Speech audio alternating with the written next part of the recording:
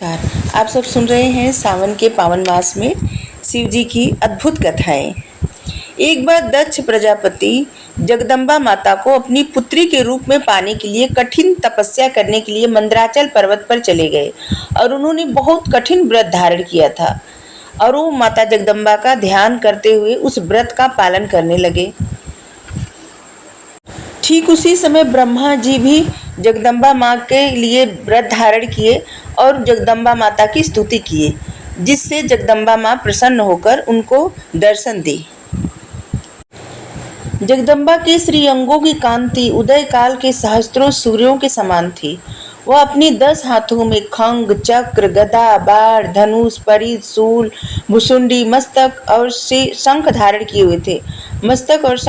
हुए थे। उनके 3 नेत्र थे। वह समस्त अंगों में दिव्य विभूषण से विभूषित थी।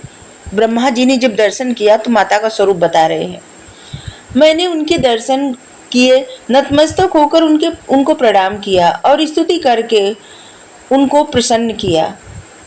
और इसके बाद ब्रह्मा जी बताते हैं कि माता रानी ने उनसे कहा, हे ब्राह्मण, तुमने किस उद्देश्य से मेरी स्तुति की है? शीघ्र कहो।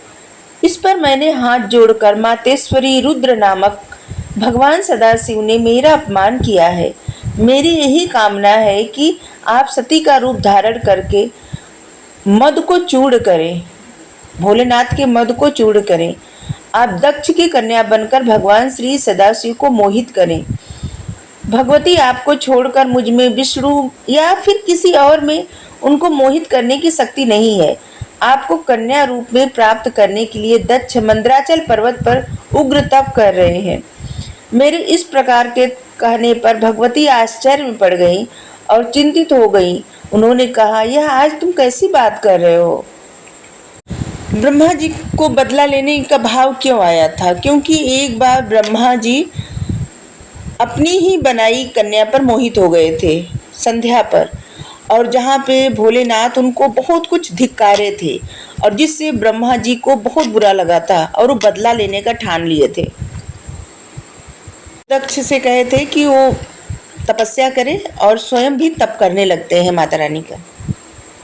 वो कथा हम इसलिए नहीं बताए क्योंकि पता नहीं कौन सा भाव किसके मन में उत्पन्न होगा और हम कोई समझ नहीं पाएगा ना उस कथा को, इसलिए नहीं बताए, बस थोड़े में बता दिए।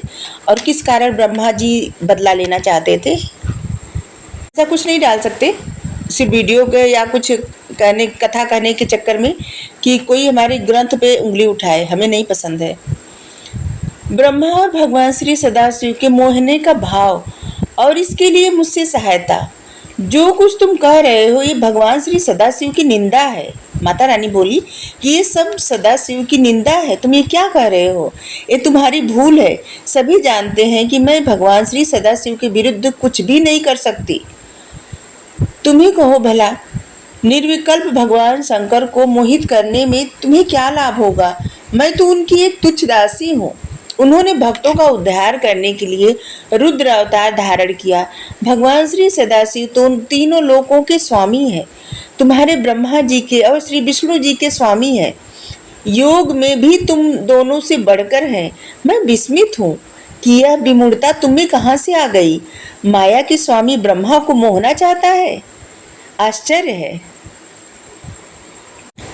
ब्रह्मा जी से इतना कह करके देवी अंतर ध्यान हो गई। उसी अवस्था में उनको भगवान श्री सदाशिव की ओर से आज्ञा हुई कि मेरी इच्छा के बिना कोई कार्य नहीं हो सकता। मेरी ही इच्छा से श्री ब्रह्मा और दक्ष तप कर रहे हैं। तुम उनको वरदान देकर दक्ष प्रजापति के यहाँ अवतार धारण करो, मैं तुम्हें ग्रहण करूंगा। भगवान श्री सदाशिव की आज्ञा पाकर देवी भगवती ने श्री ब्रह्मा जी से कहा, अच्छी बात है, मैं इसका प्रयत्न करूंगी कि तुम शिव जी जिससे मोहित होकर स्वयं दूसरा विवाह कर लें। शंकर जी को मोहने वाली इस संसार में कोई नहीं है, मैं भी नहीं, इसकी क्षमता ही नहीं रखती। मैं उनको मोहित करना मेरी शक्ति से बाहर है, फिर भी मैं उनको मोहित करने की चेष्टा करूंगी। इतना कहकर जगदम्बा अंतर ध्यान हो गई और मैंने जाकर यह सारा समाचार अपने पुत्रों को सुनाया। ये सब ब्रह्मा जी अपने पुत्रों को बता रहे हैं, खास करके नारद जी को। नारद जी ने पूछा, फिर प्रभु इसके बाद क्या हुआ? ब्रह्मा जी बोले, भगवती जिस समय मुझे वर देकर अंतर ध्यान हो गई, उस समय दक्ष प्रजापति मंदराचल पर्वत पर उग्र तप कर रहे थे। वो पूरे 3 सहस्त्र वर्षों तक तप करते रहे। वह गर्मी के दिनों में पंच अग्नि तप किए, शीतकाल में तल में प्रविष्ट होकर तप किए और तप के बीच में उन्होंने प्राणायामों की सिद्धि प्राप्त कर ली। भगवती ने प्रसन्न होकर दक्ष प्रजापति को प्रत्यक्ष दर्शन दिए। भगवती शिवा सब कुछ जानती थी। उन्होंने दक्ष प्रजापति से कहा, मैं तुम्हारी तपस्या से अत्यधिक प्रसन्न हूँ, वर मांगो वत्स। दक्ष प्रजापति ने हाथ जोड़कर कहा, हे देवी, यदि आप मुझ पर प्रसन्न हैं तो मेरे घर में मेरी पुत्री के रूप में जन्म लीजिए। दूसरे स्वामी भगवान सदाशिव के रुद्र नाम से ब्रह्मा के पुत्र के रूप में अवतार धारण किया है और देवी आपका अभी तक अवतार नहीं हुआ है। अब प्रश्न यह उठता है कि उनकी पत्नी कौन हो सकती है?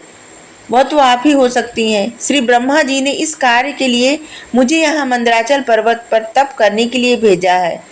अब आप ही अपनी मोहिनी माया से भगवान श्री सदाशिव को मोहित करके संसार का उपकार कीजिए। इस पर श्री जगदम्बा ने कहा, ऐसा ही होगा। मैं तुम्हारी स्त्री के गर्भ से पुत्री के रूप में जन्म लूंगी। भगवान सदाशिव को अपनाने के लिए कठिन तप करूंगी। एक बात का स्मरण रखना कि तुम अहंकार बिल्कुल नहीं करना। यदि तुम अहंकार करोगे तो तुम अहंकार से नष्ट हो जाओगे। इतना कहकर भगवती शिवा अंतर ध्यान हो गई। वहां से लौटकर दक्ष प्रजापति ने बहुत से मानसी सृष्टि की और 10,000 पुत्र उत्पन्न किए, मगर वह सब के सब तुम्हारे उपदेश से बैरागी हो गए। नारद जी उपदेश दिए थे दक्ष प्रजापति के 10,000 पुत्रों को 2 बार, और जिससे दक्ष प्रजापति क्रोधित भी हो गए थे। इसकी हम कथा डाले हैं, अपलोड किए, आप देखिएगा जरूर, बहुत अच्छी है, नारद जी के बारे में है। दक्ष के 10,000 पुत्र हुए जो नारद जी के उपदेशों से बैरागी हो गए। ब्रह्मा जी नारद जी को खुद बता रहे हैं।